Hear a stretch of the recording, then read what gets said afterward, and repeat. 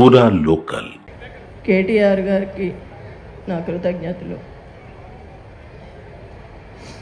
గోపన్న అంటేనే జనం, జనం అంటేనే గోపన్న. నా జూబ్లీహిల్స్ నియోజకవర్గ కుటుంబ సభ్యులని గోపీనాథ్ గారు ఎప్పుడూ చెప్తూ ఉండేవాళ్ళు.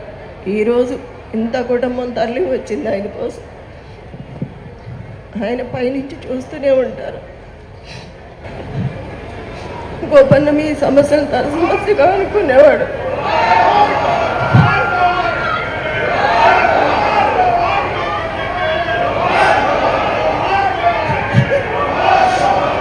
ఎంతమంది మా కుటుంబంలాగా చూసి మిమ్మల్ని చూసి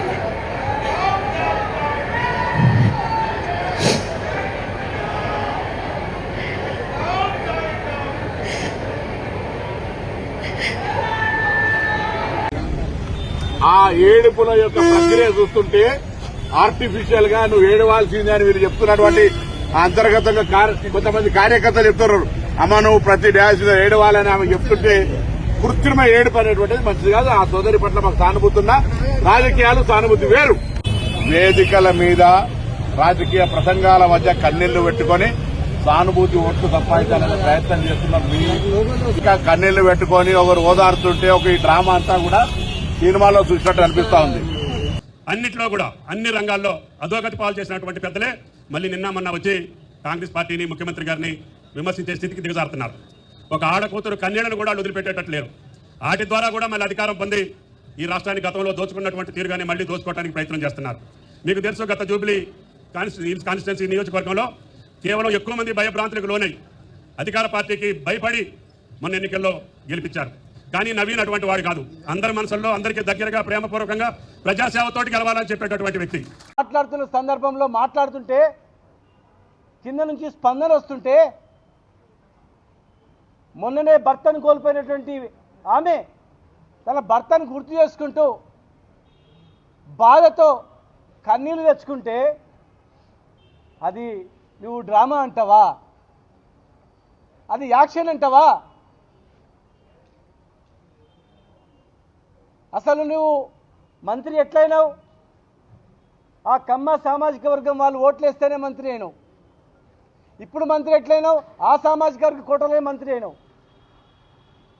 ఖమ్మం జిల్లాలో ఖమ్మం సామాజిక వర్గం వాళ్ళు మా జాతి గురించి కొట్లాడతాడు, మా వాళ్ళకు ఆపదలో చాదుకుంటాడని చెప్పి మీకు ఆ స్థానం వచ్చింది. మరి మీ సామాజిక వర్గంలో ఒక యువకుడు చనిపోయి బై ఎలక్షన్ వచ్చినది ఎక్కడన్నా కాదు. చనిపోయిన సందర్భంగా వచ్చినటువంటి బై ఎలక్షన్లో ఆ సందర్భంగా అయినటువంటి మీటింగ్ పక్కల కొడుకుంది, కూతురుంది. కాలికి దెబ్బ తగిలిన ఒక కూతురు కుంటుకుంటూ మా నాన్న ఆశయాలని మధ్యలో ఆగిపోయొద్దు, మా అమ్మ ఆశయాలను నెరవేరుస్తుందని చెప్పి ఒక బిడ్డ తిరుగుతుంది.